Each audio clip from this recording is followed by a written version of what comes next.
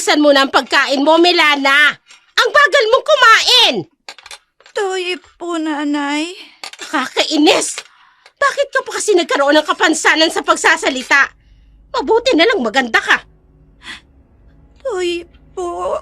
Tama na nga yung kahihingi mo ng sorry. Bilisan mo na dyan. Opo, Nanay. At pagkatapos mong kumain, iligpit mo ang mga pinggan. Aalis ako. Huwag kang aalis dito sa bahay. Naiintindihan mo? Opo. Pero, saan po kayo pupunta? Huwag mo nang alamin, Milana. At hoy, kapag umuwi ang ate Charlie mo, sabihin mo mag-iwan ng pera pang grocery. Opo, Nanay. Tabihin ko po. Ay, nakakainis na buhay to, oo. Makaligo na nga. Ang hirap makipag-usap sa taong may diferensya. Toy po, Nanay. Ay, bakit umiiyak ka na naman? Totoo naman ang sinasabi ko.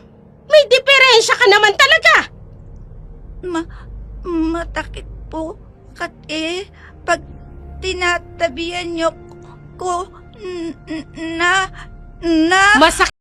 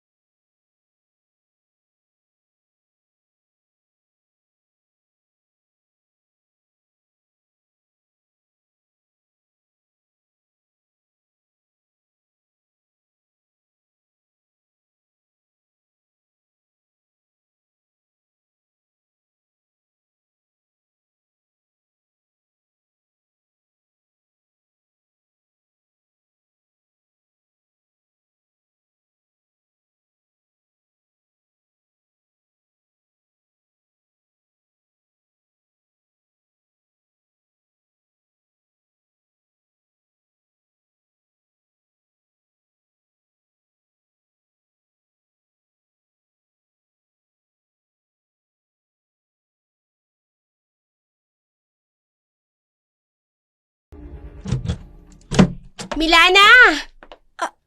Ate? Kumusta ka? Bakit mag-isa ka? Nasaan si nanay? May Nanay. Sabi niya, hintayin kita. Ay, saan na naman kayo nagpunta yun? Teka, kumain ka na ba? May dala akong maruya, oh. Tsaka okay dito, oh. May Yuya? Gusto ko yan. O, sige. Paghatian natin, ha. Hindi pa kasi ako kumakain, eh. Ay, siya nga pala, Milana. May maganda akong balita sa'yo. Tungkol iyan, ate. Nakahanap na ako ng magandang part-time job sa bayan. Makakaipon na rin ako para sa speech therapy mo. Talaga, ate? Pero magkano tahod? Medyo malaki-laki ng konti.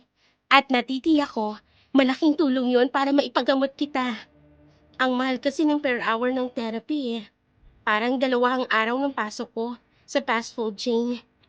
Nakakaya tayo, ate. Kahit wag na po. Milana, gusto kong maging normal ka. Para sa kinabukasan mo naman itong ginagawa ko. Alam ko mahirap kasi si nanay, parang wala namang pakialam sa atin. Pero hayaan mo, ako ang gagawa ng paraan. Salamat, ate ko. Pakabait mo. Ikaw rin naman, napakabait mo. Payakap nga ako sa napakaganda kong kapatid na yan. Tige, gusto ko yan. Iyakap tayo, ate. Malalampasan din natin to, Milana. May ipapagamot din kita. Pangako yan. Payagi ko po pinagdadatal yan. At matutupad ang lahat ng dasal mo dahil gagawa si ate ng paraan para makapag-therapy ka, ha? Salamat, ate ko.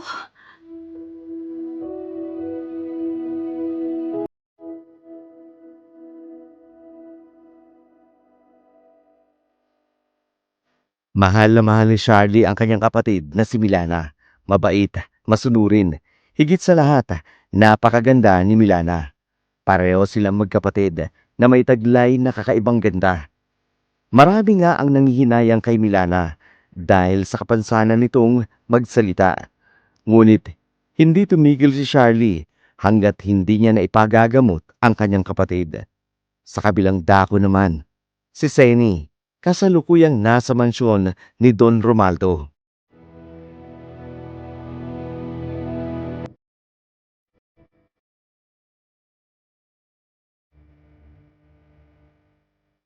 Don Romualdo naman, bigyan mo naman ako kahit konting palugit lang. Pangako, magbabayad ako sa'yo.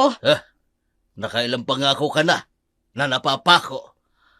Hindi ganon ang haba ng pasensya ko. Pangako po talaga, maghahanap ako ng pera para may pambayad ako sa inyo. O sige. Pero sa oras na hindi ka makapagbayad sa loob ng isang buwan, pasensyahan tayo, Seni, ha? Alam mo naman siguro kung paano ako magalit. Hindi ba? Ay, oo naman, Don Romualdo. Naku, maraming salamat po talaga. Nangangako po talaga ako. Magbabayad na po ako sa iyo, Pexman yan. Nangako ka na, nag-pexman ka pa. Ha! Huwag ka puro pangako. Gawin mo. Umiinit ang ulo ko Ay, sa'yo. oo nga po. Gagawin ko nga po yun. O kung gano'n, umalis ka na dito sa pamamahay ko. Bago pa magbago ang isip ko. Oo, Don Romualdo. Aalis na po ako. Maraming salamat po ulit. Ganon ang reaksyon ng may mga utak. Oo na lang, umahaba pa.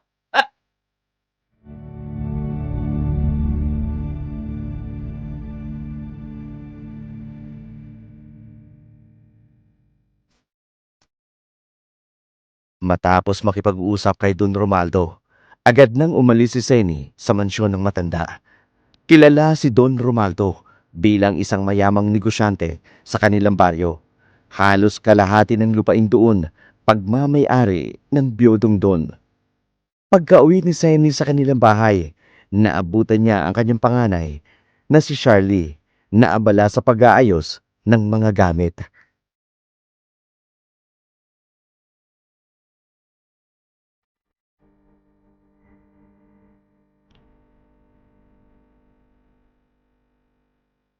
Oh, Charlie, mukhang mag-aal sa balutang ka yata. Ang dami naman ng mga gamit na yan na inilalagay mo sa maleta mo. Parang wala ka ng balak bumalik ah. Medyo matatagalan po kasi ako sa bayan, inay. May bago na ho kasi akong part-time job. Kaya medyo madalang akong uuwi.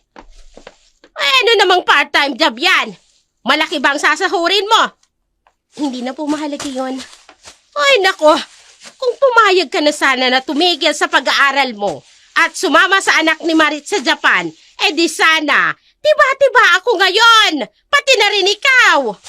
Nay, alam naman natin ang totoong trabaho ng anak ni Aling Marit sa Japan. Hindi po matino ang trabaho niya doon. At ayaw ko pong huminto sa pag-aaral. Hayaan niyo na lang po ako sa bagong part-time job ko. Ay, wala ka talagang balak sabihin sa akin kung magkano ang sahod mo. Ay, siya bahala ka. Basta wag mong kalilimutan. Magbigay ka ng pang-grocery rito sa bahay. Opo. Hindi ko naman po nakakalimutang mag-abot. Abay, dapat lang. Ay, siya nga pala. Sinabi ba ni Milana sa'yo ang kailangan ko ng pera? Sinabi niya po sa akin kanina. Pero konti na lang po ang ekstrang pera ko, Nay. Kailangan ko rin pong mag-ipon para sa therapy ni Milana. Eh, therapy na naman. Magsasayang ka lang ng pera. Bakit mo pa ipagagamot yung kapatid mo? Wala namang kasiguraduhan kung gagaling pa yan. Meron, Nay. May diferensya lang naman siya sa pagsasalita. Wala namang ibang komplikasyon. Ay, nako!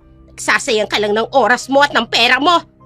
At least ho ako, gumagawa ako ng paraan para mapabuti ang kapatid ko. May sinasabi ka ba? Opo, ang sabi ko ho, at least ako, gumagawa ng paraan para mapabuti si Milana. Ewan ko sa'yo. Pare-pareho talaga kayo ng tatay mo. Hayon! Namatay dahil sa katatrabaho para lang dyan sa kapatid mo! Huwag niyong sisihin si Milana, inay.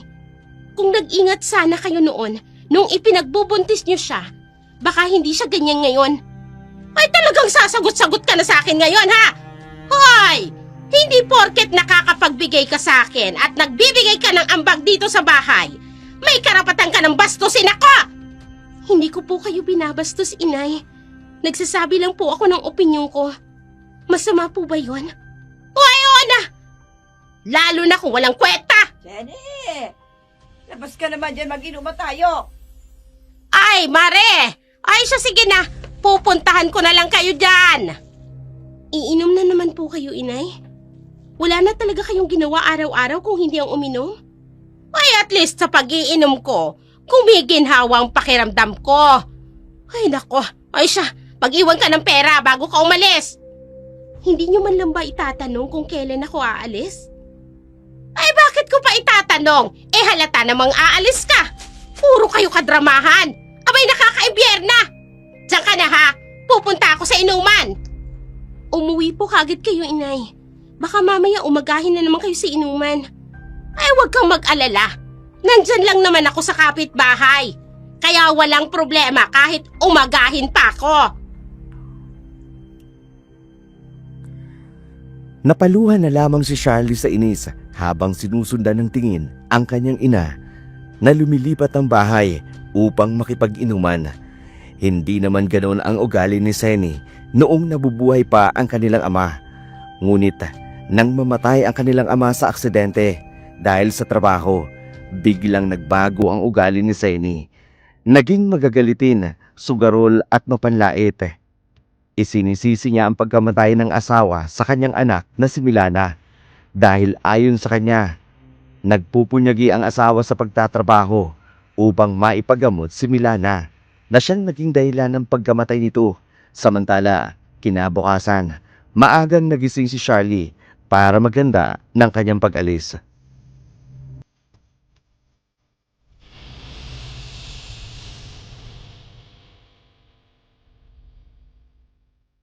Ate, aay ka na? Oo, Milana. Pero huwag kang mag-alala. Babalik din naman si ate. Magpapakabait ka, ha? Huwag maging pasaway sa nanay. Alam mo naman si nanay. Mainit lagi ang ulo nun. Payagin naman ako, papakabait kay nanay. Pero, mintan-mintan, galit ka ta akin. Pagpasensya na lang natin, Milana. Ganyan talaga siguro kapag tumatanda na. Gayat tat akin. Kate, tinititi niya. Milana, hindi mo kasalanan yun. Aksidente yung nangyari. Wala kang kasalanan. Pero, ate... Tama na yan. Ganito na lang, ha? Sabayan mo na lang ako mag-agahan. Tapos, ihahatid mo ko sa labas ng tarangkahan natin para mag-abang ng masasakyan. Tige po, miss ko yun yung yuto mo, ate. Ano bang gusto mong iluto kong ulam? Ityog at gatat at tinangag. Yun lang naman pala eh. O sige, magluluto na ako ha. Maupo ka rin dyan. Tutuyong nako tayo, ate.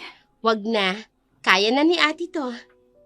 Tige, ate ko, ikaw po, baya, uupo ako dito. Sige, maupo ka rin dyan. Mabilis lang to. Napangiti si Charlie habang pinagmamasdan ang kanyang kapatid na si Milana. 17 taong gulang pa lamang si Milana, ngunit sa kanyang ikinikilos, napaka-inosente pa rin.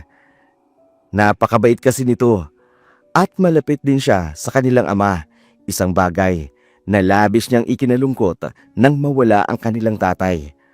Pagkatapos silang kumain ng agahan, sinamahan siya ni Milana na mag-abang ng tricycle. Pagkaalis ni Charlie, bumalik na rin si Milana sa loob ng kanilang bahay. Baka sa kanyang mukha ang lungkot na siya namang bumungad kay Senny.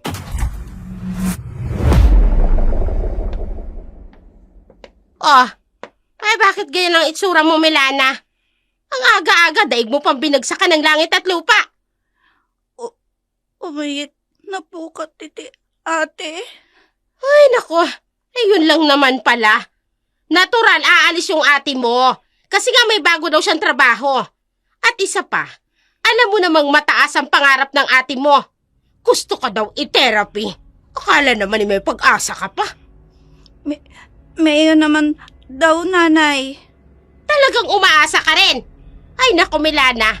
Kahit managinip ka pa ng gising, hindi na maayos yung diferensya sa pananalita mo. Ipagtimpla mo na lang ako ng kape na may pakinabang ka naman sa akin. Opo, nanay. Lalagyan ko po ng gatat. Wag na. Purong kape at asukal mo lang. Bilisan mo na dahil masakit ang ulo ko. Sige po, nanay. Ay, buhay. Magkaroon ka nga naman ng kausap na may diferensya. Ewan ko na lang. Tuyo po, nanay. Sige na, ano ba? Ang dami pang dada. Ipagtimpla mo na ako ng kape. Opo, nanay. Napaluan na lamang si Milana. Dahil sa tinura ng kanyang ina, mas lalong bumaba ang tingin niya sa kanyang sarili. Dahil ang nanay niya, madalas siyang tawagin may diferensya. Minsan ay ipinapahiya pa siya sa mga kaibigan nito. Bagay na mas lalong ikinasasama ng loob ni Milana. Matapos maipagtimpla ng kape si Senny, umupo na siya sa katabing upuan ng kanyang ina.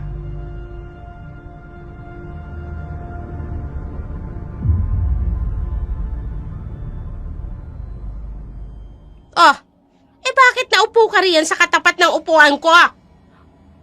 Gusto ko po, kate, manood ng TV. Katama ka po, nanay. Ayokong manood ng teleserye ngayon dahil ang papangit. Puro na lang agawan ng asawang tema. Kaya pwede ba, pumunta ka na lang doon sa labas. Diligan mo yung mga pananim doon. Magbunot ka na rin ng ligaw na damo. Sige po, Pwede nanay. ba, Milana? Kapag narito ako sa bahay, huwag mo kong iistorbohin. Mas lalo akong naiinis kapag naririnig ko yung pagiging bulol at utal-utal mong magsalita. Tuyo po, nanay. Hindi ko na po uulitin. Abay, dapat lang. Ang tigas din kasi ng ulo mo eh. Nakakainis. Iyayabat na po ako. Kanina pa sana dapat. Tuyo po ulit. Ay, sumasakit ang ulo ko. Nakakairita na talaga. Bagsak ang balikat ng lumabas ng bahay si Milana. Masakit man, pero wala siyang ibang magawa, kundi lihim na lamang na mapaiyak dahil sa masakit na salitang binibitiwan ng kanyang ina. Samantala, si Charlie naman, nakarating na kung saan siya magtatrabaho para sa kanyang part-time job.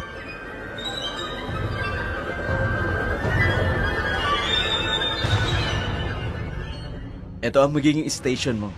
Salamat po, sir. Walang anuman. Nakita ko na rin pala ang class schedule kaya ako na mag-a-adjust ng shift mo dito sa store para hindi ka mahirapan. Talaga po? Naku, maraming salamat po talaga. Don't worry. Katulad mo rin ako nung working student ako kaya alam ko ang struggle mo. Naku, sir. Hindi naman po sa nagpapaawa ako. Pero ang totoo po niyan, may kapatid po kasi ako may diferensya sa pagsasalita.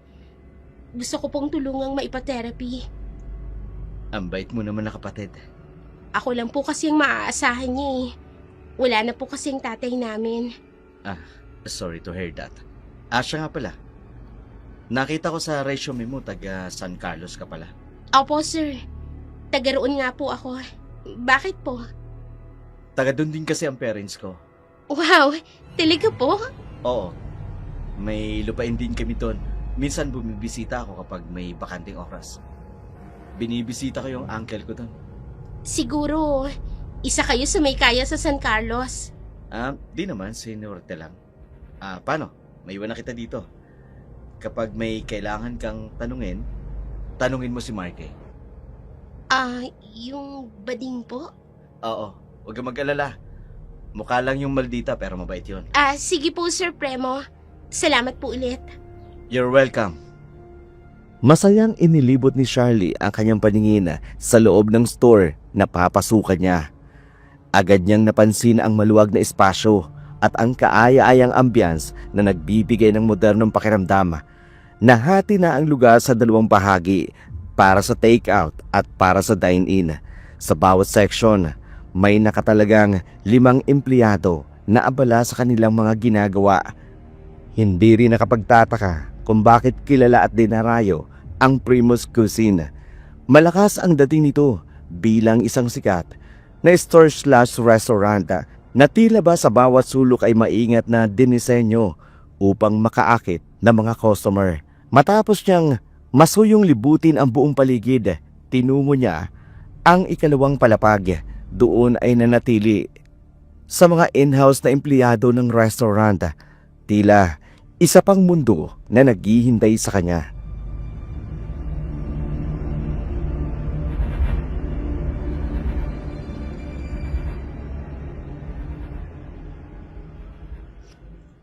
Hi! Ikaw si Charlie, di ba? Bagong saucier namin?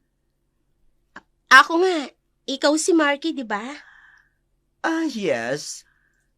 Ako ang pastry chef dito sa Primo Cuisine. Welcome to the team, Charlie. Salamat. Natutuwa nga ako kasi ang bait ni Sir. Kasi tinanggap niya ako kahit part-time lang ako. Mabait talaga yun, lalo na sa mga estudyante katulad mo. Huwag kang mag-alala, tutulungan kita sa kusina. Buti kasi ako, kaya alam ko ang lahat from cold to hot kitchen. Salamat, Marky. Isang team tayo dito kaya dapat lang magtulungan tayo. Sige, pasok ka na sa kwarto mo para makapag-ayos ka na at makapagpahinga ka na. Sige, salamat. Kita na lang tayo mamaya. Okay. Masayang pumasok si Charlie sa loob ng kanyang silid. Bagamat medyo maliit ito, hindi niya maiwasang mapangiti. May isang ceiling fan na dahan-dahang umiikot, isang maliit na bedside table at isang double deck na kama. Napansin niya ang ilang gamit na nakapatong sa itaas na bahagi ng kanyang kama, kaya't naisip nitong okupado na iyon. Kaya naman, naupo na siya sa bakanting kama sa ibaba habang humihinga ng malalim.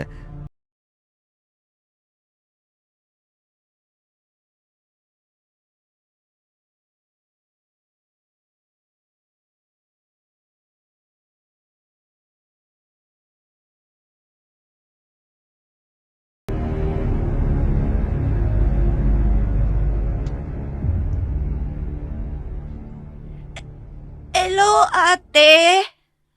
Milana, mabuti naman at sinagot mo ang tawag ko. Hindi po kati ako abalata gawaing bahay. Mabuti naman kung ganon, dahil marami akong ikukwento sa iyo. Tayaga, ate, kumutang bago mong trabaho. Mas maganda kaysa sa dati kong trabaho, Milana. Hindi pa man ako nakakapag-umpisa, pero ramdam ko na yung kagaanan. Milana! Ate, Milana! ate din na nanay. Kaya ko na ibaba tawag. O sige, mag-iingat kayo dyan ha. Kapag may libre akong oras, tatawag ako sa inyo. Opo, ate, ingat din po dyan. Mamahal po kita. Mahal din kita, Milana. Sige na, ibaba mo na itong tawag. Sige po, ate. Bye po. Milana! Nasaan ka ba? Kanina pa kita tinatawag! Nanay, dito po ako. Oh, narito ka lang pala eh. Bakit hindi ka sumasagot kaagad? Ate, tumawag. Ganun ba? Tapos na ba ang tawagan ninyong dalawa? Opo, nanay. Kung ganun, ihanda mo na ang hapagkainan at kakain na tayo. Tigi po. Bilisan mo ang kilos, Milana, at gutom na ako! Bilisan ko po. Opo. Ay.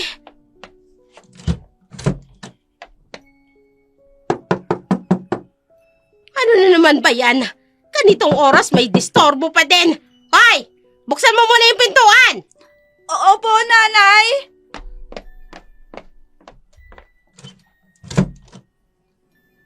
Mabuti naman binuksan mo ang pintuan, Sinaida. Akala ko pagtataguan mo na naman ako. Sino po kayo? Ha? Milana! Sino yan?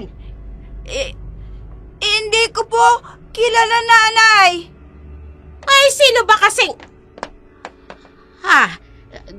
Don Romualdo. Ay,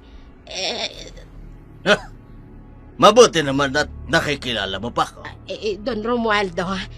Paano ko naman ho kayo makakalimutan? Imposible naman ho yata yun. Hindi imposible yon, Sally. Yun kasi ang sakit ng mga taong maraming utang. Nagkakaroon sila ng sakit na kalima. Ay, Don Romualdo talaga, oo. Ay, pasok na po muna kayo. Milana, ikuha mo ng malamig na inumin si Don Romualdo. Madali ka. Opo, nanay. Ay, umupo po muna kayo. Naku, pasensya na po kayo. Medyo may kaliitan itong bahay namin, kaya medyo maalinsangan sa pakiramdam. Sinaida, hindi mo naman nabanggit sa akin may ubod ka palang gandang anak. Ilang taon na ba siya? Si Milana ho, Oo. Ilang taon na bang anak mo? magdi-18 na ho ngayong darating na buwan.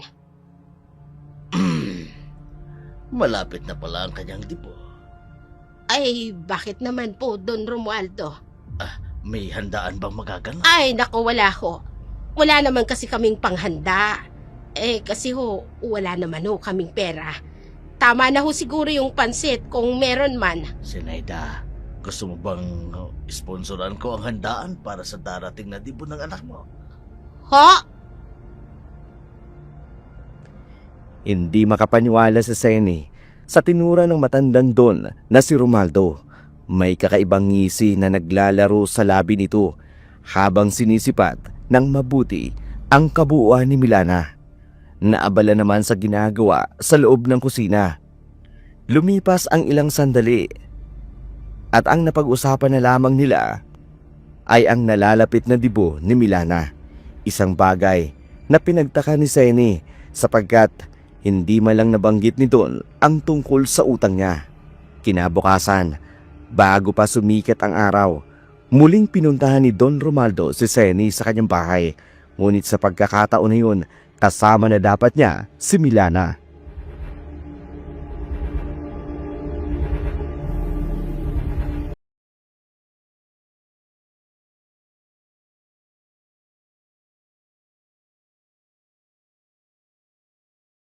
May nakalimutan ho ba kayong sabihin sa akin kahapon, Don Romualdo?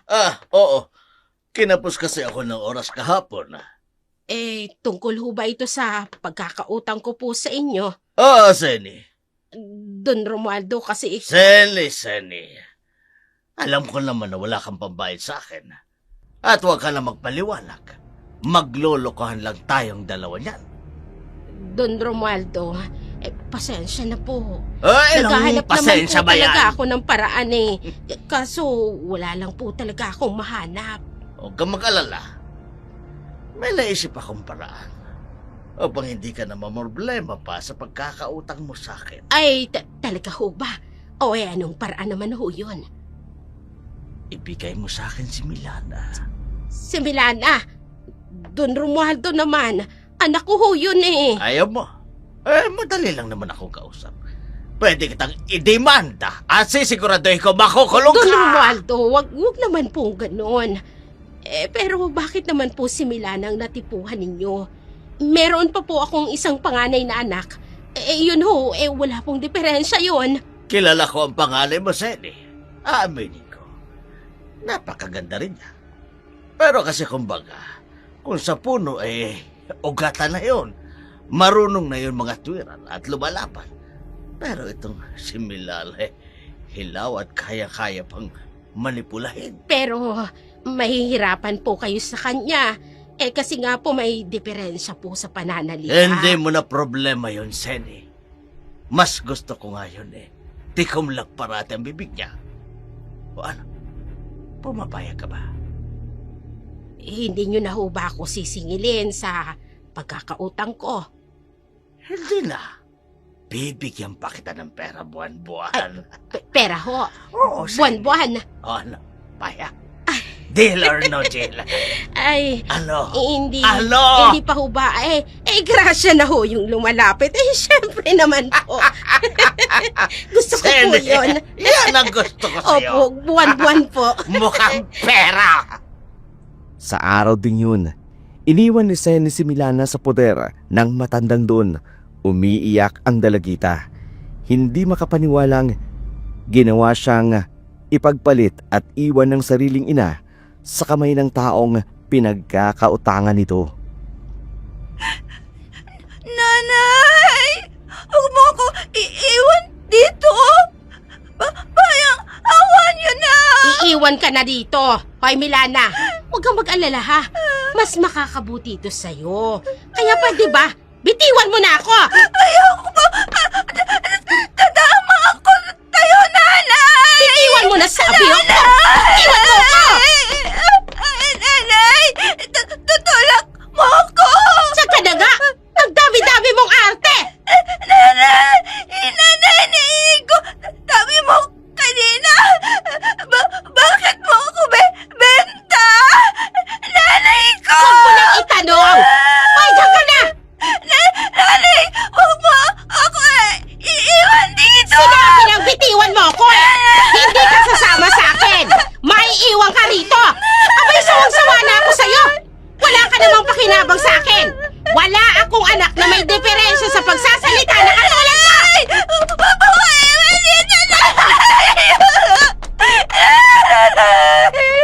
Ah, huwag ka na umiyak, Milana. Wala ka na magagawa. Binenta ka na ng nanay mo sa akin. At hindi ka na rin makakalabas dito ng bahay ko. Simula sa araw na ito, dito ka na lang sa bahay ko. Dito ka na lang iikot ang buhay mo. Ayoko!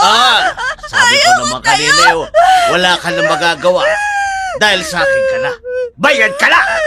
Hindi! Ayoko! Ate ko! Ate ko! Huwag ka nang umatungal dyan! Halika ka dito sa kwarto ko! At may gagawin tayong dalawa. Dito tayo! Huwag ka nang umiyak at magpumiglas! Sumama! Halika na! Magtigas ng ulo!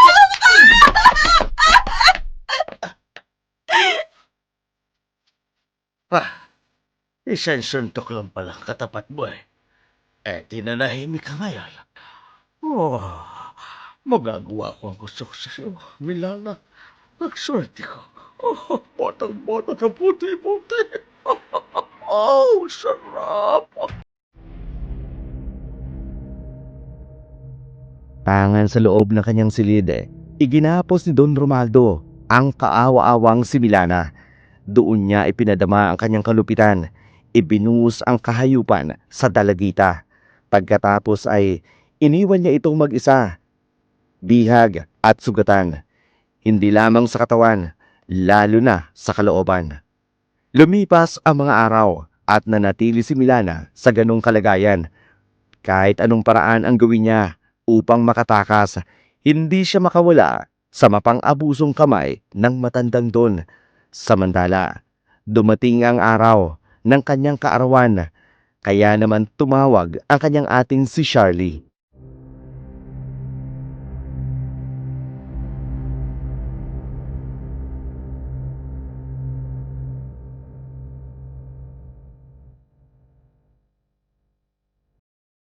Hello, Milana. Happy birthday, Bunso! Charlie.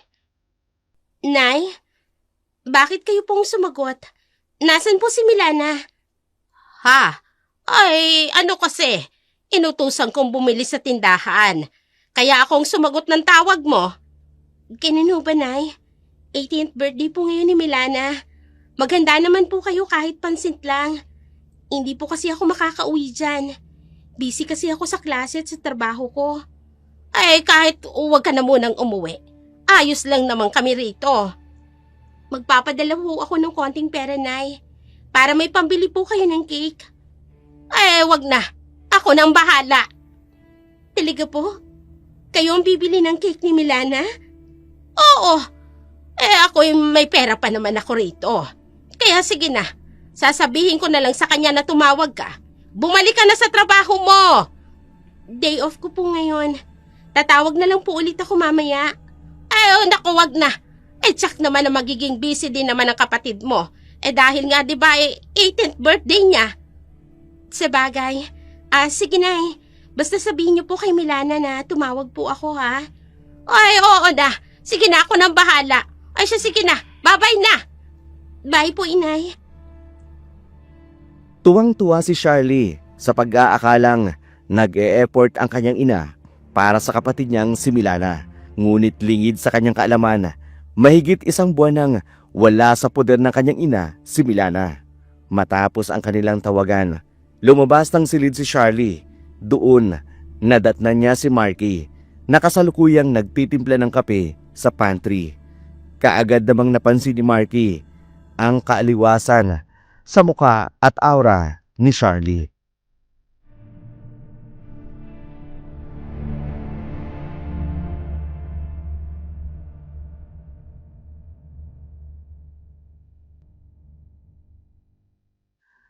Mukhang masaya ka yata ngayon, oh.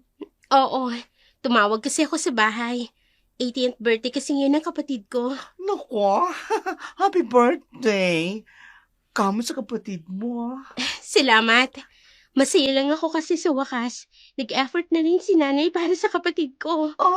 Bakit? Di ba, nag-e-effort naman talaga ang mga nanay natin tuwing birthday natin? Ibahin mo yung nanay ko. Okay. May family problem kayo, no? Oo Pero tingin ko, magiging maayos na kami ngayon. Sayang nga, hindi ako makakauwi. Freelance kasi namin Tapos, busy pa dito sa resto. Tama ka dyan. Pero si Sir Premo, uuwi yata ng San Carlos. Talaga? Baka bibisitahin niya mga magulang niya. Baka nga Hoy, ang gwapo talaga ni Sir Carlos. Nakaka-o. Hoy, ikaw talaga. Ha? Bakit natigilan ka, Charlie? Narinig mo ba yon? Ang alin? Yung tibok ng puso mo. Tibok ng puso ko. Ang girl, tinatakot mo ako, ha? Wala naman ako naririnig, Pero ang lakas ng pintig ng puso mo. Huwag mo ko takutin dyan, ha? Sa'yo na nga itong kape. Baka mamaya atakihin ako sa nervous ko sa'yo, ha? Pero totoo talaga, Ay, Marky. kunin mo lang yan, girl. Mabuti pa, magkape ka muna. Para naman magising yung diwa mo. Huwag mong tinatakot. Labis ang pagtataka ni Charlie sapagkat tiyak siyang narinig niya ang malakas na tibok ng puso ni Marky. Ganun pa man, pinili na lamang niyang magkibit balikata. Inisip na marahil guni-guni niya lamang ang kanyang narinig. Lumipas ang maghapon. Isang text lamang ang natanggap niya mula sa numero ni Milana. Nagsasabing masaya raw ito sa kanyang kaarawan. Naging panatag tuloy ang loob ni Charlie. Naniniwalang nasa mabuting kalagayan ang kanyang kapatid. Ngunit lingid sa kanyang kaalaman, ibang-iba ang tunay na sinapit ni Milana. Nanatili siyang bihag sa kamay ni Don Romaldo.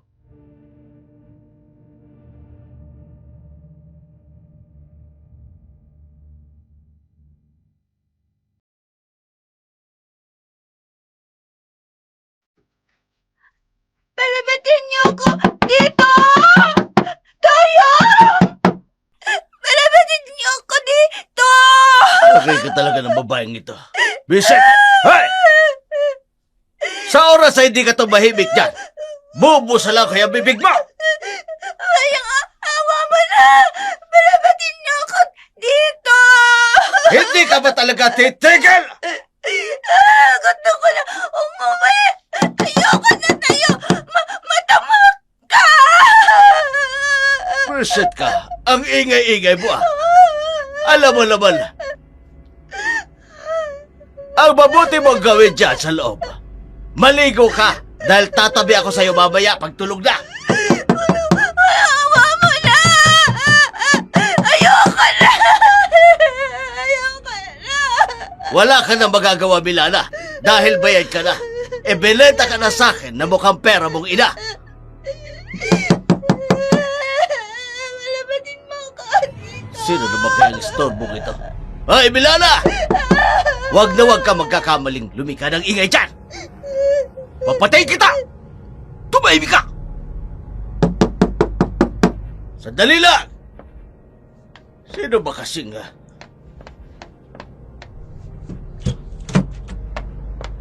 Don Romualdo, magandang araw po sa inyo. Oh, ano ginagawa mo dito sa bahay ko? Maniningil lang ho ng bayad nyo sa akin, Don Romualdo. Oo nga pala. Ayan. Umalis ka na. Baka mamaya magtaka pa mga tao rito dahil pabalik-balik ka dito. Huwag kang mag-alala, Don Romualdo. Nagawan ko na ng paraan ang bagay na yan. Ay, mabuti naman. Walang nagtataka sa inyo kung mula saan si Milana. Ay wala, dahil si Charlie nasa bayan. Hawak kong cellphone ni Milana. Tinitext ko pa rin siya at nagpapanggap akong si Milana. Ang mga kapitbahay namin, ang pagkakaalam nila, nasa poder ng kamag-anak ko si Milana. Ibang klase ka rin ano. Magaling kang humabil ng kwenta. Siyempre naman, Don Romualdo. Ako pa ba? Sige, diyan ka na. Oh, mukhang may bisita yata kayo, Don Romualdo. Ang pamangkin ko yan. Sige na, Sen. Umalis ka na rito. Ay, sige po. Sa uulitin po. Oo, huwag kang mag-alala. Hindi ako papalya sa pagbibigay ko sa iyo ng pera. Pero sa susunod, huwag kang pupunta dito. O ipapaabot ko na lang sa iyo sa mga tauhan ko. Masusunod, Don Romualdo. Dali-daling umalis si Seni mula sa bahay ni Don Romualdo. Hindi lamang pinag-aksayang lingunin ang gwapong lalaking kabababa pa lamang mula sa isang magarang itim na pick-up truck. Pagkarating niya sa kanilang bahay, agad niyang inaya ang kanyang mga kaibigan upang uminom at magsugal.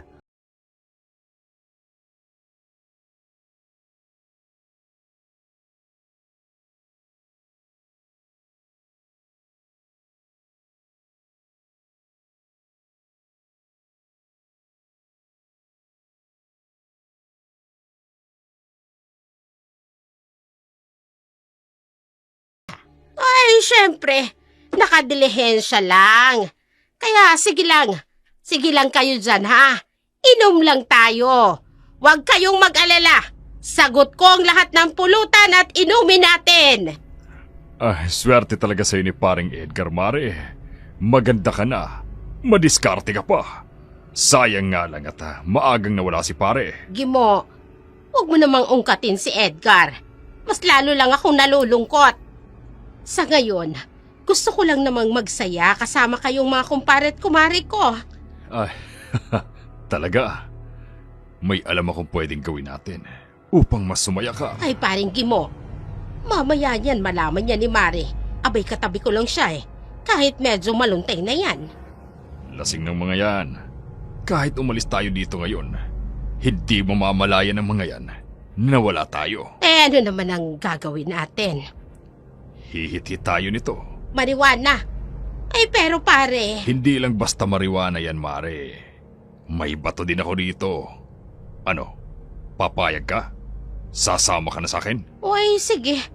Gusto ko ring subukan ng mga yan. Bagong experience ba? Ay, kung ganon, tara. Doon tayo sa loob ng bahay nyo. Para walang istorbo. Ay di sige. Tayo na. Pumasok nga sa loob ng bahay sina Seni at Gimo habang naiwan ang iba nilang kainuman. Kasama ng asawa ni Gimo na si Marita sa labas. Walang kamali-malay sa ginagawang pagtataksil ng kanyang asawa at kumare. Sa loob ng bahay ni Seni, hindi lamang paghit-hit nang ipinagbabawal ng gamot ang kanilang ginawa, kundi higit pa roon. Kaya naman kinabukasan, ganun na lamang ang pagkabigla ni Seni nang magising siya.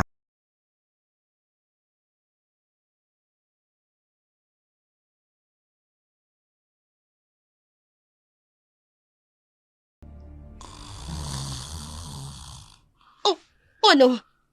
Hoy, Gimo! Gimo, gumising ka riyan! Hoy! Ba, tutulog yung tao Umaga eh. na! Totoo pala lahat. Akala ko'y nananaginip lang ako kagabi. May nangyari sa atin.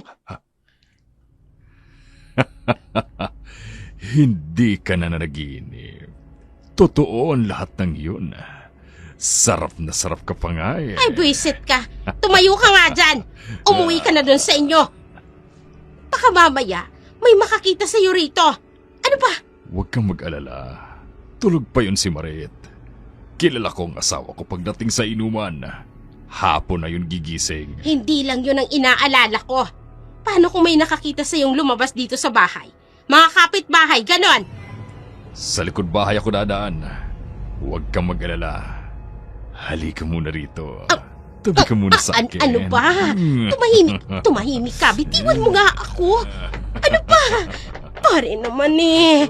Oh. Ay lang yan naman oo. Bakit tumatawag to si Charlie ng ganito kaaga?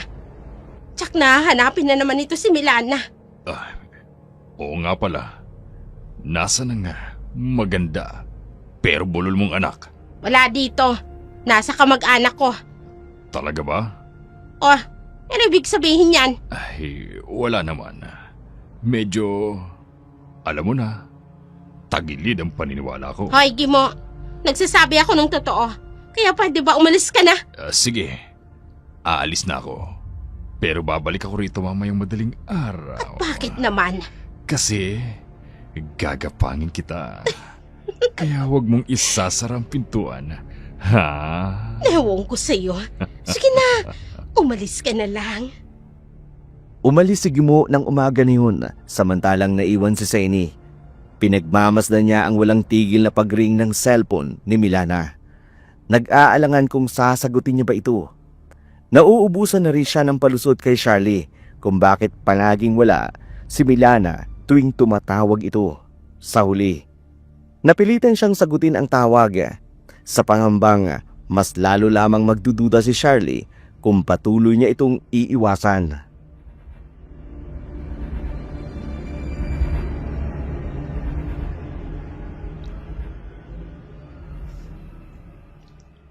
Hello? Milana? Hello, Charlie? Wala rito ang kapatid mo. Nay, bakit po nasan siya? Palagi na lang po siyang wala tuwing tumatawag ako dyan. Inutusan kong pumunta sa simbahan para itanong kay Padre kung anong tulong ang pwede nating ibigay para sa darating na piyesta. Ganun ho ba? Bakit niya po iniwan ang cellphone niya? Ha? Ay, Kwan, hiniram ko muna. Hiniram? May cellphone naman po kayo, Nay. Ay, nasira. Pinapaayos ko sa technician kaya naki-insert na muna ako ng SIM card ko. Ay, si Milana naman, total eh. Dual SIM naman ito. Ganun po ba? Nay, sabihin niyo naman po kay Milana. Pagdating niya, tawagan niya ako. Miss ko na po siya eh. Ay, siya sige, sasabihin ko. Ay, sige na. Kailangan ko nang ibaba ito. May kailangan pa akong gawin. Sige po, Inay. Ay, siya sige. Bye. Ay, nako. Nakakainis, oo. Hindi dapat malaman ni Charlie na ibinenta ko si Milana kay Don Romualdo. Dahil natitiyak ko, gagawa siya ng paraan para bawiin si Milana. Abay, hindi pwedeng mawalang perang sustento sa akin ng Don. Lalo na't buwan-buwan yun. Sa halip na magsisi sa ginawa niya kay Milana, mas pinili ni Seni na itago ang kanyang kasalanan sapagkat mas inuna niya ang perang buwan-buwan niyang natatanggap kay Don Romualdo. Sa kabilang dako naman, sa bahay ni Don Romualdo, kasalukuyan pa ring nakakulong si Milana sa isang silid upang hindi ito makita ng panauhin ni Don Romualdo.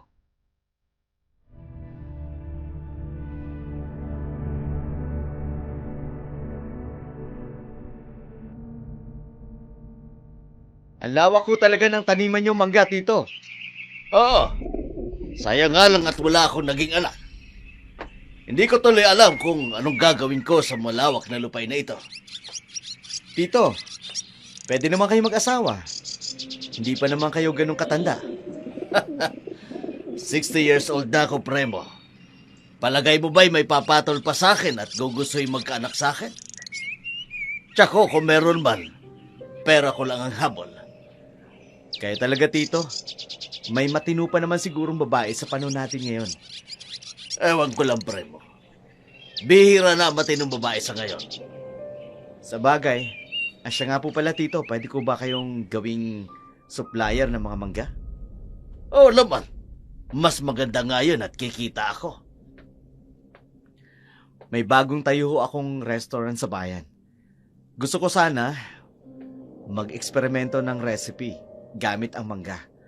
Kapag ho nag-click, kukunin ko kayong supplier para hindi na ako lalayo pa sa iba, di ba? Tama. Pamangkin nga kita, Premo. Business-minded ka, katulad ko. Ano ho yun? Ang lakas ng kalabog na yun, ha? Tito, parang galing ho sa basement ninyo. Wala yon, iho. Huwag mo lang intindihin. Marahil po sa labang iyon. Sigurado ho kayo? Gusto niyo ho ba tingnan natin? Naku, wag na. Kagaya nga ng nasabi ko sa'yo, baka pusa lang. Alam mo naman kasi marami mga ligaw na hayop ang nakakapasok dito sa bahay ko. Kailangan na yata iparenovate. May point po kayo, Tito. Medyo may kalumaan na po itong pundasyon ng bahay ninyo. At tama ka dyan. Maghahanap nga ako ng kontraktor at architect upang pasimulan ko ang plano ko sa renovation nitong bahay. Nakahinga ng maluwag si Romaldo nang sumang-ayon sa kanya si Primo. Nangangalit ang kanyang mga panga dahil lumika ng ingay si Milana. Kaya naman, nang magpaalam na si Primo na aalis muna saglit, kaagad na pumunta si Romaldo sa basement kung saan nakakulong ang pobreng dalaga. Pagkapasok pa lamang niya ng pintuang bakal, natagpuan niya agad si Milana, nakahandusay, walang saplot at tila hinang-hina. May bahid pa ng mga suka sa lababo.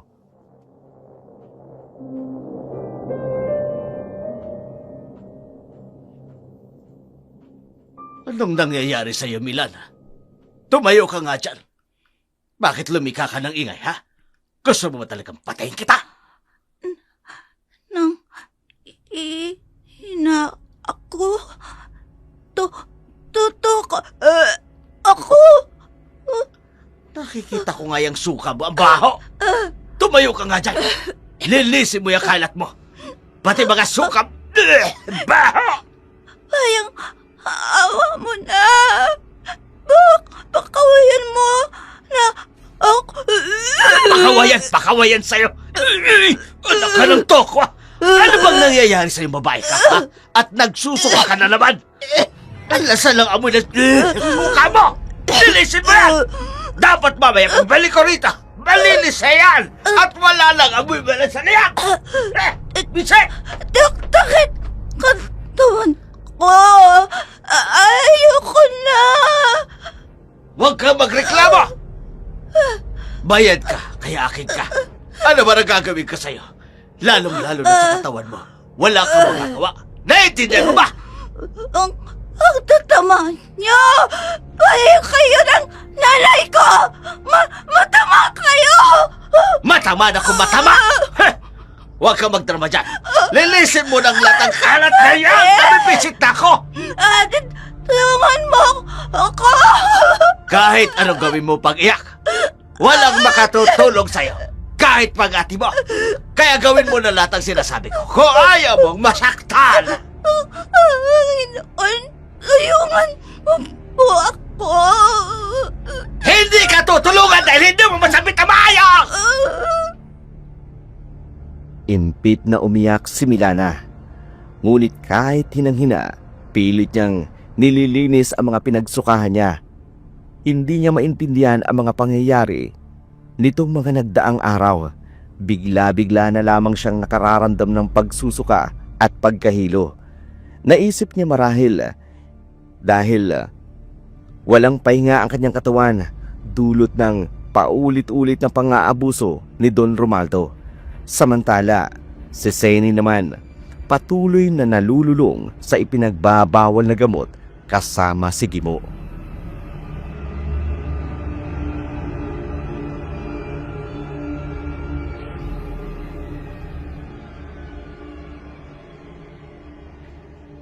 Ay, ang sarap talaga sa pakiramdam, ano? Oo.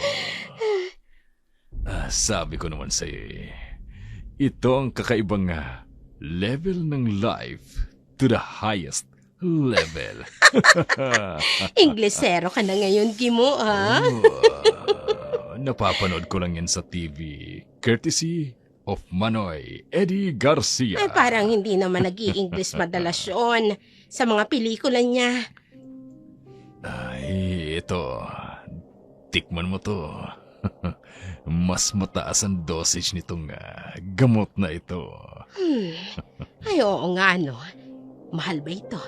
Mas mahal kesa dyan sa una natin binili. Pero wala namang problema, di ba? Kasi mapera ka naman. Siyempre naman, may pera ako. Pero Zenny, ang pinagtataka ko lang, saan ka kumukuha ng pera? Wala ka naman trabaho. Pinapadalhan ako ni Charlie. Talaga? Ano bang trabaho ni Charlie? Mukhang tiba-tiba ka lagi at isa pa sa napapansin ko, palaging may pumupuntang tauhan ni Don Romualdo dito sa bahay tuwing katapusan ng buwan. Alam mo, Gimo, ang dami-dami mong mga bagay na pinapansin. Pwede ba, kung gusto mong magpatuloy itong lihim natin, matuto kang itikom yung bibig mo. Ito naman ang init lagi ng ulo mo. Ay, oo na. Hindi na ako mangingialam. Iisipin ko na lang na baka may lihim din kayong relasyon ng matandang si Don Romualdo. Hoy, wala kaming relasyon nun, ha? Di wala na kung wala. Ang mabuti pa, ipagpatuloy na lang natin ang paghit-hit at kapag high na tayo, pupunta na tayo sa langit. Sige. Gimo, dalhin mo ako sa langit. Sige, Gimo. Bubuksan ko na ang langit. Sige, papasok na si San Pedro.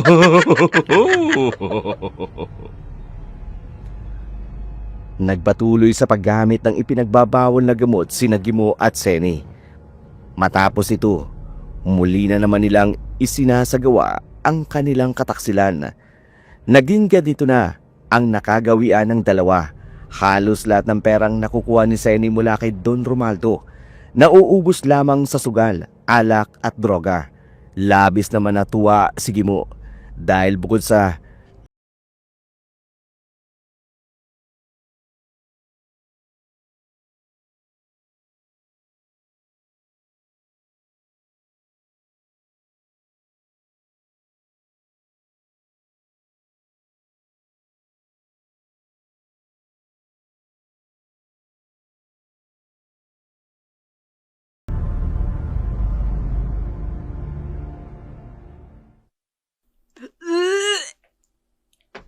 Ano bang nangyayari sa'yo? Bakit panay ang suka mo? Hindi ko alam. Ay, pisit naman loo. Paano ako gaganahan yan kung anlansa ng amoy mo? Teka, anong amoy yan? Parang patay na daga. Teka, bakit maraming patay na daga dito? Bakit ganyan ang itsura nila? Gusto ko na malit dito. Pakawayan mo ako. Tumahimik ka ga! Ayoko na dito. Hindi kita pakakawalan dahil bayad ka ga! Ibinenta ka na sa akin ng nanay mo. Kaya makinig ka sa akin. Hindi ka pwedeng umalis sa poder ko! Hindi pwede, ha? O ano, ha? Natiwan mo.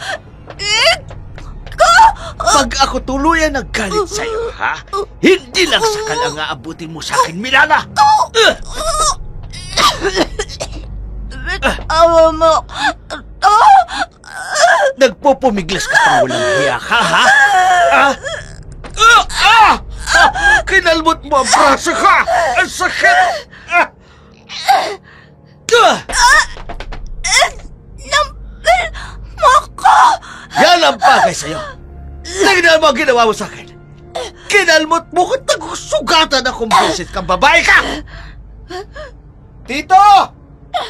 Nasaan po ba kayo? Narito si Primo. Hindi ka dito babae ka! Dito! Tawan mo to! Para hindi ka makagawa ng ingay! Pupuso lang ko yung bibig mo! Doon tayo sa baba. Hindi ka niya dapat makita. At para hindi ka makagala, itatali ko yung paa mo. Ayan. Dito ka lang. Ha? Huwag ka na magpumiklas. Walang pwedeng makaalam na nandito ka sa bahay ko. Ayan. Sige. Babayad ka ta! May tutakin! Hindi man ngayon! Pero maniningil ako ng kabayaran ng pagkakatala mo takin! Manahimik ka na lang. Wala ka nang magagawa pa, Milana.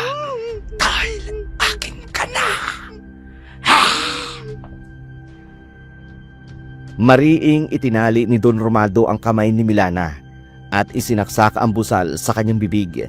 Walang magawa ang kaawa-awang babae, kundi ang umiyak na lamang at umungol habang ikinakandado niya ang mabigat na pintuang bakal. Dahan-dahan siyang pumapanik sa itaas ng bahay. Huminga siya ng malalim bago tuluyang lumabas ng kabahayan. Doon sa patio, nadatnan niya si Primo na wari matagal na naghihintay sa kanya. May dala itong isang kahong buko pie.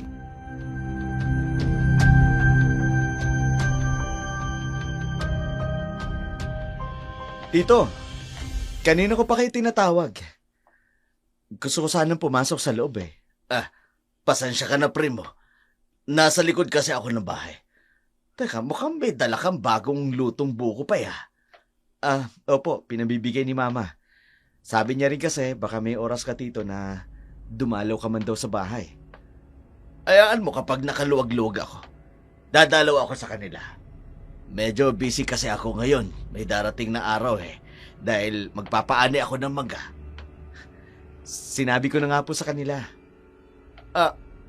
Pasok ka sa loob ng bahay, Primo. Pagsaluhan natin yung buko pie na dala mo. Sige po. Masarap po talaga ito dahil kalalabas lang po ng oven. Mukha nga. Halika, doon tayo sa loob. Siya nga po pala tito, pwede bang dito muna ako magpalipas ng gabi sa bahay niyo? Ha?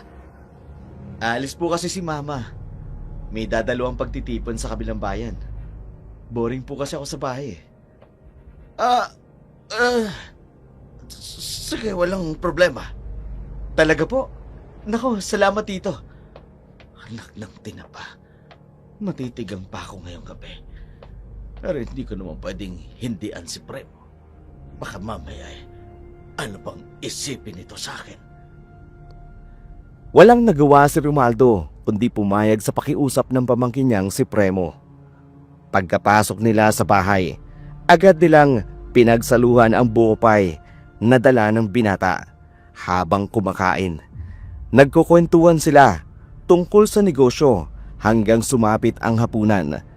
Napagdesisyonan nilang uminom ng alak, isang nakagawian nilang magtsuhin tuwing umuwi si Primo sapagkat malapit sa loob nito ang kanyang tsuhin. Mabait na tao ang pagkakakilala ni Premo kay Romaldo, kaya't labis ang tiwala niya rito. Nakadalawang bote sila ng alak nang mapansin ni Premo na unti-unti nang lumulupaypay si Romaldo. Sinubukan niya itong gisingin, ngunit tila hindi na ito tumutugon, kaya naisip niyang nakatulog na marahil dahil sa kalasingan.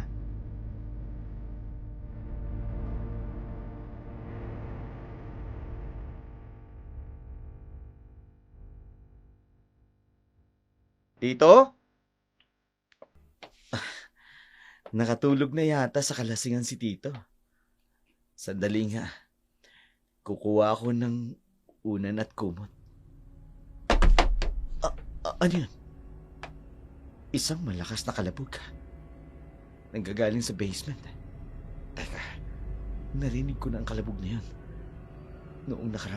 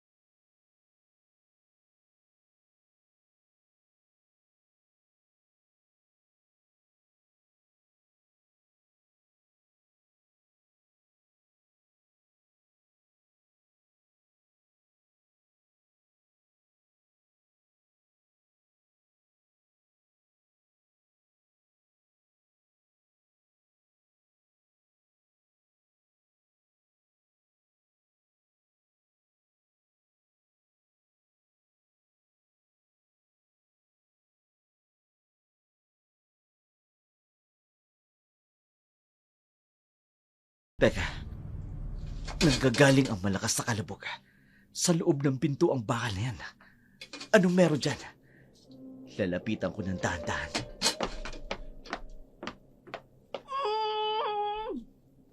Parang may naririnig akong ungol sa loob ng silid. Pero sino naman? Gayong mag-isa lang naman si Tito dahil ayaw niya ng katulong. Ayan na naman. May tao talaga sa loob. Sandali. Mabuti pa buksan ko ang pinto. Oh, nakakanda to. Hindi ko alam kung nasaan ang susi. Wala nang oras para manahimik pa ako. Sa itaas, baka kung anong nangyayari sa taong nasa loob. Ang mabuti pa, sirain ko na lamang ang kandatong ito. Sirain ko ng ganito. Yan, bumukas na. Bibilisan ko. Nasira ko na ang kandado. Ngayon, bubuksan ko ang pintuan. Anong... Isang babae ang nakatali sa kama. May busal sa bibig. Diyos ko, mukhang dalagita pa ang babaeng ito. Wala siyang suot na damit. Sandali lang, miss, ha? Kukumutan kita. Huwag ka matakot. Tutulungan kita.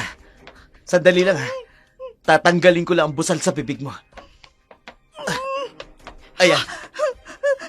Tulungan mo ako. Ano? Gusto ko na tumakas. Ano sabi mo? Hindi ako nakapagsalita ng maayos. Maayot? May problema ka sa pananalita? Okay. Huwag muna nating isipin yan, ha? Dadalhin muna kita sa ospital. Don Romualdo, takot ako kanya. Ginahata niya ako. Anong sinabi mo? Ginagahasa ka ni Tito? Oo. Diyos ko, kung totoo man ang sinasabi mong yan, miss, hindi ako makapaniwalang magagawa ni Tito ang bagay na yan. Tulungan mo ako. Oo, tutulungan kita. Halika, aalalayan kita. Dahan-dahan lang, ha? At iaakyat kita sa hagdan.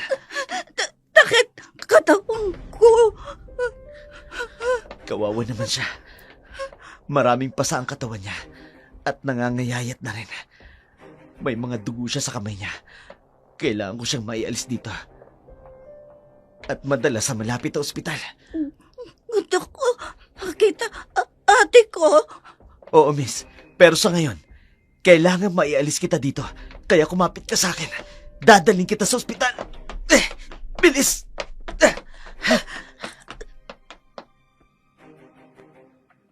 Maingat na inalalayan ni Primo si Milana paakyat ng hagdan. Dinig niya ang malalim at hapong paghinga ng kaawa-awang dalaga.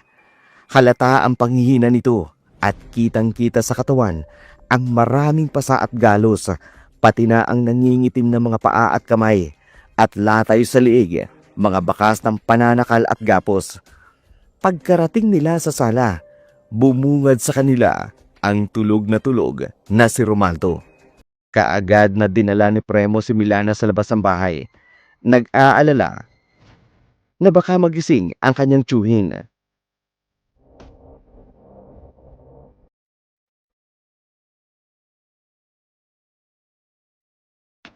Dito ka lang ha. Kukunin ko lang ang sasakyan ko sa garahe. Babalik agad ako. Sige, Mabilis na lang ako. Dito ka lang. iya ka, Don Romaldo. Magbabayad kita. Ginawa mo sa akin.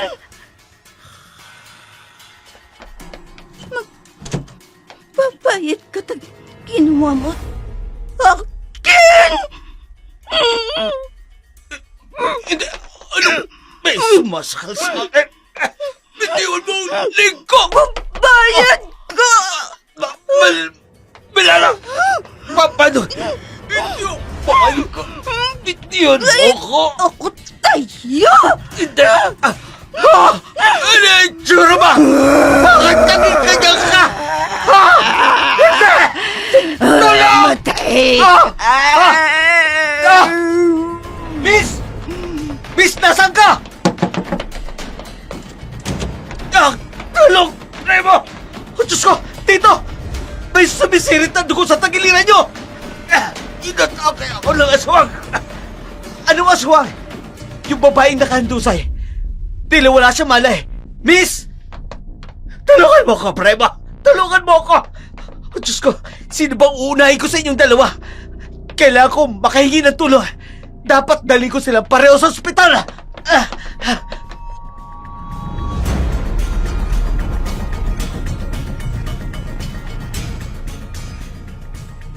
Nagmamadaling humingi ng tulong si Premo sa kanyang mga katiwala at kapitbahay ni Don Romaldo. Kaagad na lang dinala ang dalawa sa ospital. Labis ang pagtataka ni Premo nang makita niya ang malaking laslas sa tagiliran ng kanyang tiyuhin. Doon niya lamang napansin ang mga kalmot sa kamay nito. Samantala, ang babaeng sinagip niya sa loob ng basement, kasalukuyang walang malay. Agad niyang inalam kung sino ang mga kamag-anak ng babae. Labis ang kanyang pagkabigla nang matuklasan kung sino ang kamag-anak nito. Gayunpaman, tinawagan niya pa rin ang isa sa kanila.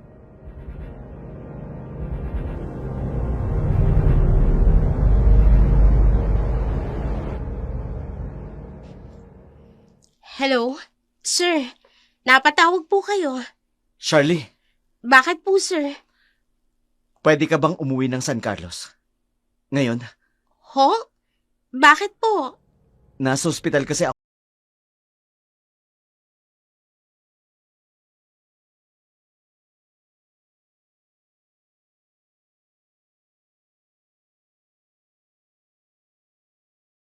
Punta rito. Kailangan kita rito. Lalong-lalo ng kapatid mo. Saka ko na ipaliliwanag sa'yo kapag nandito ka na. Sige po, pupunta na po ako ngayon sa terminal. Hintayin niyo po ako dyan. Sir, marami kang dapat ipaliwanag sa akin. Sige, hihintayin kita. Nanghihina at nagmamadaling mag-ayos si Charlie. Paalis na siya. Halos takbuin ang terminal ng jeep patungong San Carlos. Naaabutin ng higit 2 oras ang biyahe, ngunit wala siyang pakialam. Ang tanging nais niya lamang makarating sa pampublikong ospital ng San Carlos at malaman ang tunay na lagay ni Milana. At maintindihan kung paano ito napunta sa ganong sitwasyon. Lumipas ang ilang oras, tuluyan na siyang nakarating sa ospital. Kaagad naman siyang sinalubong ni Primo na may magulong itsura at halatang puyat at litong-lito. Ang sabi ng doktor, buntis ang kapatid ko? At kailangan niyang i-confine dito sa ospital dahil sa mga tinamo niyang sugat at kung ano-ano pa. Diyos ko. Ngayon, sir, sagutin mo ako. Paano nangyari to? Charlie, sa katunayan, hindi ko rin alam. Hindi ko naman talaga kilala ang kapatid mo. Kung ganon, paano mo siya nadala dito sa ospital? Paano buntis siya? At paano sinapit niya ang ganyang kalagayan? Makinig ka muna sa akin. Pumunta ako sa bahay ng tito ko. Si Don Romaldo. Kilala mo naman siguro siya. Oo. Nagtatrabaho sa kanya dati ang tatay ko noon. Kung ganon, siya ang tito na tinutukoy mo. Oo, siya nga. Anong kinalaman niya dito? Mabigat man sa pakiramdam pero siya ang dahilan kung bakit nagkaganyan ang kapatid mo. Ano? Nakita ko ang kapatid mo sa basement ng bahay ni Tito.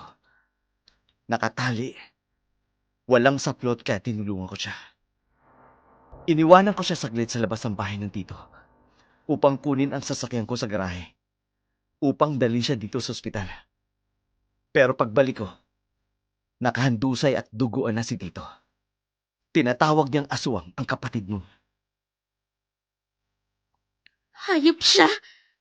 Siya pang may ganang tawaging aswang ang kapatid ko? Nasa na hayop mong tiyuhin? Kailangan panagutan niya ang ginawa niya sa kapatid ko. Mapapatay ko siya, primo! Huminaw ka, Charlie. Critical din ang kalagayan ng Tito ko ngayon. Maraming dugo ang nawala sa kanya. Dapat lang yun sa kanya. Demonyo siya! Hindi na siya naawa sa kapatid ko. Napakabata pa ni Milana para maranasan niyang ganitong karahasan. Alam ko, Charlie. Kaya nga tutulungan ko kayo. Oras na gumaling si Tito, kakasuhan natin siya ng kidnapping at rape. Tutulungan mo talaga kami? Oo, tutulungan ko kayo. Hindi ko kukonsintihin ang kabaluktutan ng tiyuin ko. Pangako yan. Kailangan kong umuwi sa amin. Kailangan kong makausap ang nanay ko. Galit na galit si Charlie sa nangyari sa kanyang kapatid. Halos kumulo ang dugo sa kanyang mga ugata. Nanginginig ang buong katawan niya sa galit sa ilang buwan lamang niyang pagkawala. Napahamak na ang kapatid niya. Kaagad siyang umuwi sa kanilang bahay, ngunit hindi niya tinawagan ang kanyang ina. Gusto niyang sorpresahin ito at malaman kung ano ang kapabayaan niya na nagdulot ng pangyayari sa kanyang kapatid. Naayon sa kanyang ina, laging nasa maayos ang kalagayan ni Milana tuwing tumatawag siya. Pagkarating niya sa kanilang bahay, dininig niya ang masigabong tugtugan, inuman, tawanan ng kanilang mga kapitbahay. Dinaanan niya lamang ang mga ito. Hindi binigyan ng pansin kahit tinawag siya ng ilan sa kanila. Dumiretso siya sa loob ng bahay. Doon niya naabutan ang kanyang ina na sumasayaw kasama si Gimo.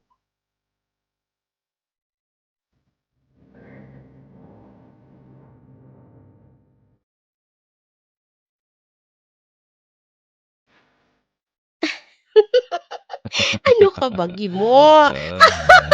Ano ba, wag dyan? Nakikiliti ako Ang dyan. lambot kasi ng tagiliran mo, Zenny. Ganito pala ang ginagawa mo, Nay. Oh. Magaling! Charlie, Nak ng tokwa naman, Zenny. Ba't yun ako? Mukhang nagaan yung dragon yung anak mo eh. ano? Hoy, Gimo, huwag ka nga alis.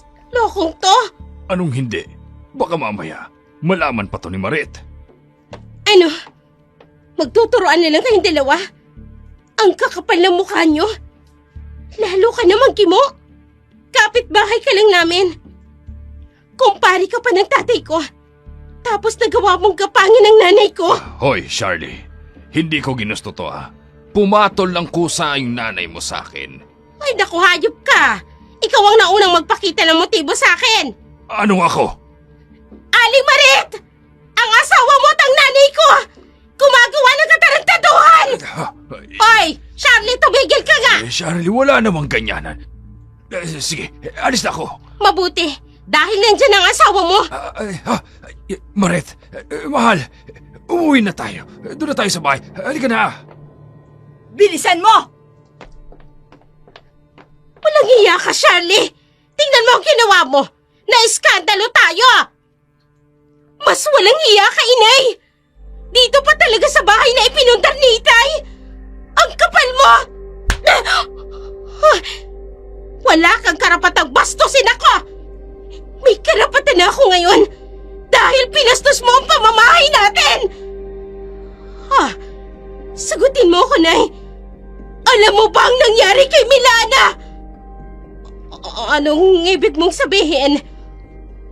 Ang sabi mo sa akin, nasa maayos siyang kalagayan. Pero bakit nangyari ito sa kanya? Ano bang sinasabi mo? Hindi kita maintindihan. Nasa ospital si Milana. Naka-confine. Buntis at muntik nang mamatay. Ano? Ngayon, sagutin mo ako. Paano humantong sa ganito ang lahat, Nay? Hindi ko alam. Hindi ko alam. Pistado na kita, inay. Ang kailangan ko na lang, klarifikasyon mula sa'yo. Dinala ko siya sa bahay ni Don Romualdo upang maging katulong niya. Dahil naghahanap siya ng katulong. Nay naman, kaya nga ako nagtatrabaho. Kahit hirap na ako. Tapos ito lang ang gagawin mo. Tapos ikaw anong ginagawa mo? Nangangabit at nagdodroga! Ay, tama na, Charlie. Wala naman akong kasalanan. Kailangan ko ng pera. Wala na akong pangtustos dito sa bahay. Sa sarili ko. Ay, isa pa, may mga utang tayo. Utang mo lang yun, ay. Dahil kinastos mo lang naman yun sa lahat ng luho mo. Tapos ngayon idinadamay mo pa ang kapatid ko?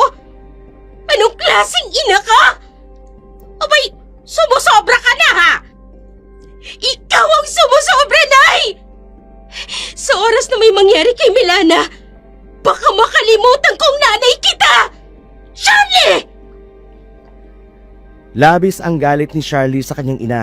Halos sabay-sabay ang mga revelasyon na kanyang natuklasan.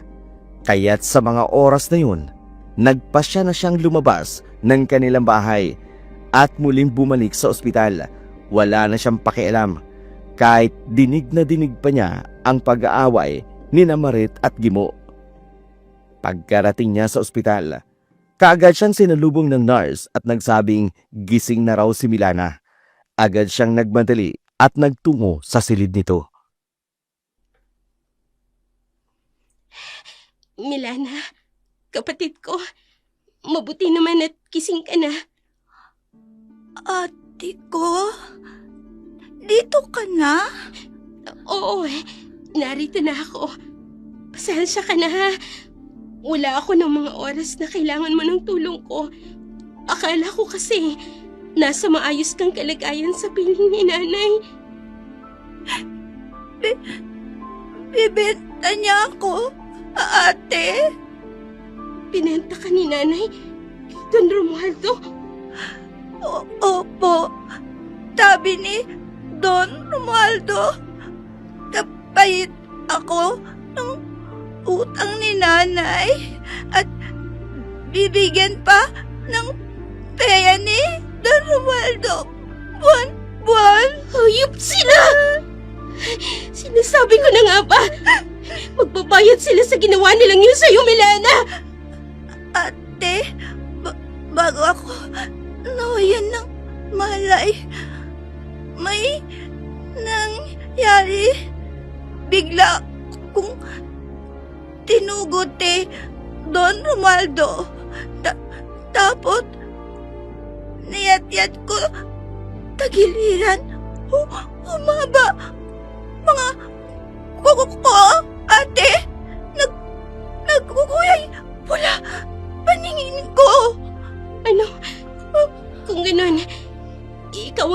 dahilan kung bakit narito rin sa ospital ngayon si Don Romualdo. Milana, huwag mo nang isipin yun. Marahil dala lang yun ng matinding galit mo. Huwag kang mag-alala ha. Pagbabayarin natin sila sa ginawa nilang kahayupan sa iyo. Opo, ate. Hindi ako papayag na walang managot sa nangyari sa iyo, Milana. Hindi ako papayag. Sa galit ni Charlie, dahil sa nangyari, ramdam niya ang kakaibang daloy ng dugo sa kanyang kaugatan na tila ba sasabog siya sa galit, lalo na sa kanyang mga nalaman ng araw na yun, muli siyang bumalik sa kanilang bahay. Pero ng mga oras na yun, hindi siya nag-iisang umuwi sa kanilang bahay. May kasama siyang lalaki. Gulat pa ang kanyang ina nang makita ang mga taong kasama niya.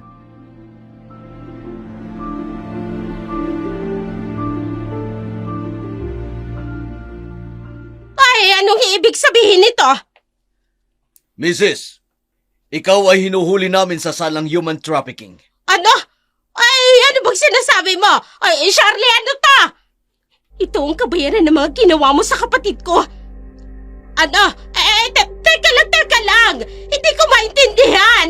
Mrs., kayo ay inaaristo sa paglabag sa Republic Act No. 9208 at inaamyendahan ng Republic Act 10364 o mas kilala bilang Expanded Anti-Trafficking in Person Act of 2012. Ang kaso na iyong kinaharap ay may kinalaman sa pagbebenta o pangangalakal ng isang minor de edad para sa anumang layunin. Kabilang na ang sabilitang paggawa, prostitusyon at iba pang uri ng pagsasamantala na malinaw na maituturing na trafficking in person ayon sa batas. Ano? Hindi maaari. Teka lang, bitawan niyo Ipinapaalala ako. ko rin po sa inyo ang inyong karapatan. Sa ilalim ng ating konstitusyon, may karapatan kayong manahimik. Ano man ang iyong sabihin ay maaaring gamitin laban sa inyo sa hukuman. May karapatan ka rin kumuha ng abogado. At kung wala kang abogado, kayo ay bibigyan ng abogado mula sa pamahalaan. Naiintindihan niyo po ba ang inyong karapatan? Wala akong ginagawang masama. Bakit niyo ako hinuhuli? Charlie! Walang hiya ka! Nanay mo ako! At anak mo yung ibinenta mo. Sir, dalhin niyo na po siya sa presinto. Walang hiya ka talaga, Charlie! Ano ba? Bitiwan niyo nga ako! Bitiwan niyo ako! Hoy! Magbabayad ka sa ginagawa mong ito sa akin! Walang hiya ka! Wala kang kwentang anak! Walang utang na loob! Mas wala kang kwenta, inay! Paano mo nagawang ibenta ang sarili mong anak? Dugo at laman mo! Bitiwan niyo sabi ako! Ayokong sumama sa inyo! Bitiwan niyo ako! Desidido si Charlie na maipakulong ang kanyang ina. Gusto niyang pagbayaran nito ang ginawa sa kanyang kapatid. Matapos madala si Senny sa presinto, bumalik si Charlie sa ospital upang dalawin si Milana. Nasa mga oras na yun, nasa maayos na ring kalagayan. Pagkatapos pakainin si Milana, lumabas na siya mula sa ward nito. Hindi niya na namamalayan, ngunit ang kanyang mga paa dinadala patungo sa isang pribadong silid.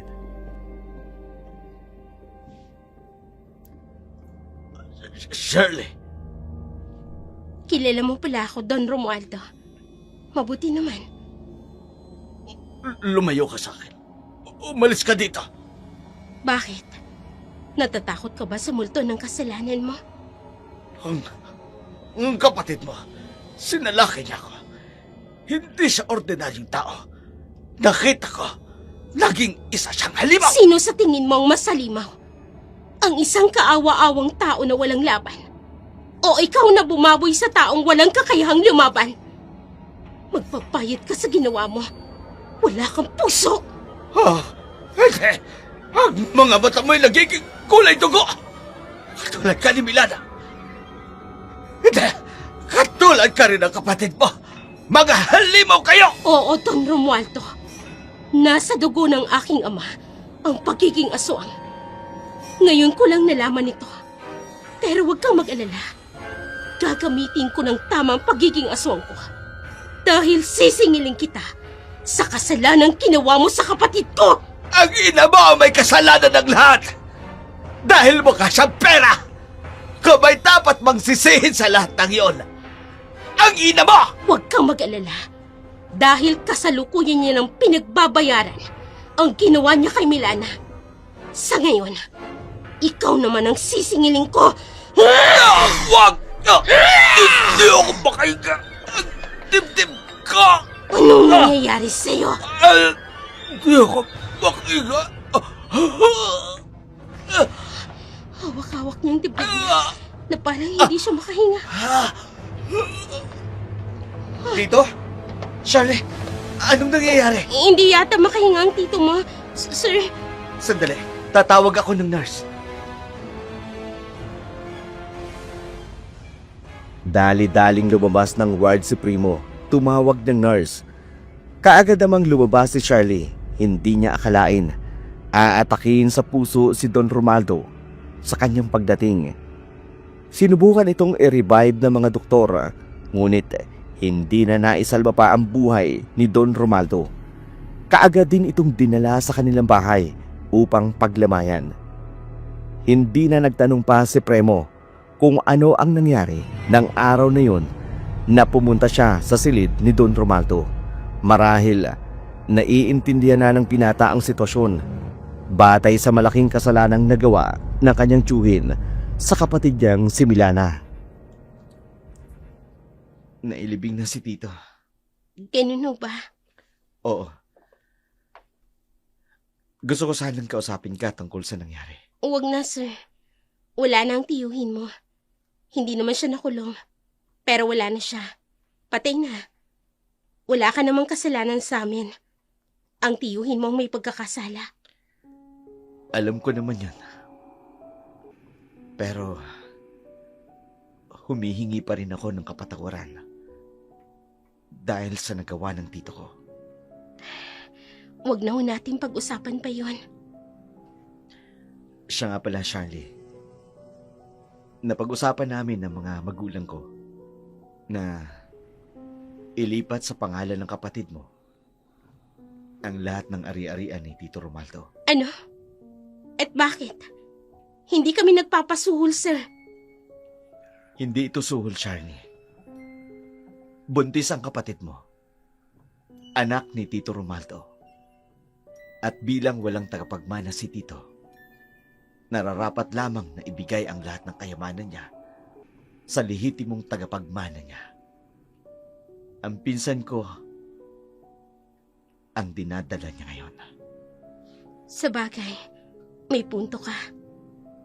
Kakausapin ko ang abogado namin upang legal na maisaayos ang lahat ng dokumentong kailangan upang mailipat sa pangalan ng kapatid mo ang lahat ng ari-arian ni Tito. Salamat, Primo. Salamat at hindi ka katulad ng tiyuhin mo. Hindi ako kasing sama ng tito ko, Charlie. At ayokong sundan ang yapak niya.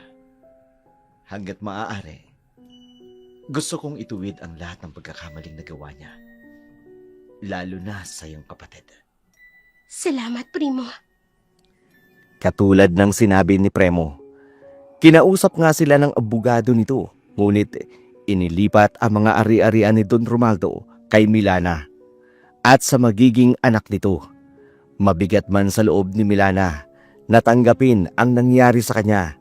Patuloy naman siyang ginagabayan ni Charlie upang malampasan ang lahat ng trauma na dinanas niya sa kamay ng kanyang ina at ni Don Romaldo. Ate, salamat. Tinama mo ako magtimba. Kailangan natin ng tulong ng Panginoon, Milana, upang mawala sa atin ang sumpang dumadaloy sa mga dugo natin. Mawawaya pa kaya pagiging atwang natin? Manalig lang tayo, Milana. Makakahanap din tayo ng taong tutulong sa atin. Alam ko, hindi tayo pababayaan ng Diyos. Hindi ko naman gustong taktan ti Don Romualdo eh. Pero, nataktan ko siya, ate. Hindi mo kasalanan yon at nararapat lang yun sa taong tulad niya. Hayok sa laman. Huwag mo nang isipin yon. Wala na siya. Nakakulong na rin si nanay. Ngayon makakapagsimula ka ng muli. Makakapag-therapy ka na at counseling na rin. Salamat, ate. Kate, hindi mo ko iniwan. Ate mo ko. At kahit na anong mangyari, hindi kita pababayaan. Kayo na magiging pamangkin ko. At sisiguraduhin ko, mawawala ang pagiging aswang natin para makapamuhay tayo ng normal. Salamat, Panginoon. At hindi niya tayo binabayaan, ate. Tama ka, Milana. Maraming salamat sa Diyos. Dahil kahit maraming masalimuot na pangyayari ang dumating sa atin, hindi niya tayo pinabayaan. Pipilitin ko tanggapin ang bata tatyang ko, ate. Kahit bunga siya ng panggagahasa sa akin. Alam kong magiging isa kang mabuting ina, Milana. Naniniwala ako. Hindi ako magiging tulad ni nanay, ate. Bebenta ako kapalit pera. Naging malungkot man ang kapalaran ni Milana sa kamay ng kanyang sariling ina. Hindi niya inaasahan na sisirain nito ang kanyang pagkatao.